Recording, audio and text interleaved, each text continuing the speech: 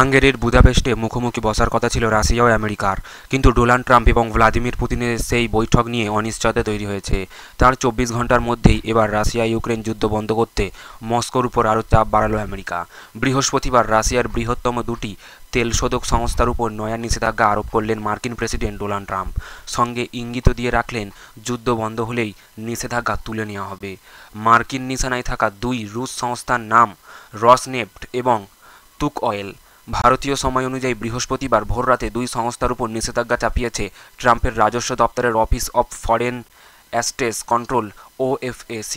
মার্কিন রাজস্ব দপ্তরের তরফে জানানো হয়েছে, তেল বিক্রির টাকা ইউক্রেনের বিরুদ্ধে যুদ্ধে ব্যবহার করছে রাশিয়া, তাই রাশিয়ার দুটি বৃহত্তম তেল পরিশোধক সংস্থার উপর নিষেধাজ্ঞা আরোপ করা হয়েছে। এই বিষয়ে মার্কিন ট্রেজারি সেক্রেটারি স্কট বেসেন্টো বলছেন, ইউক্রেনের সঙ্গে অর্থহীন যুদ্ধ বন্ধ করতে অস্বীকার করেছেন পুতিন।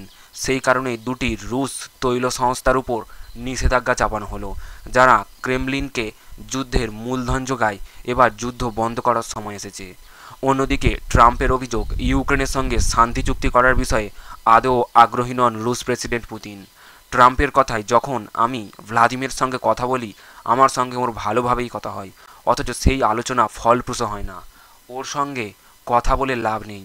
বুধবার ওভাল অফিসে ন্যাটোর প্রধান মার্ক রুটের সঙ্গে এক বৈঠকেও ট্রাম্প সরাসরি বলেন, আমার মনে হয় এবার সময় এসেছে শাস্তিমূলক পদক্ষেপ নেওয়ার।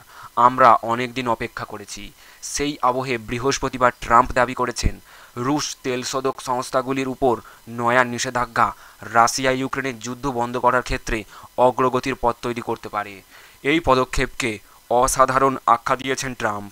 এও জানিয়েছেন, রাশিয়া যদি যুদ্ধবিরতিতে রাজি হয় তবে সব নিষেধাজ্ঞা দ্রুত প্রত্যাহার করে নেবে আমেরিকা। আপনারা এতক্ষণ দেখছিলেন B.H ইউটিউব চ্যানেল।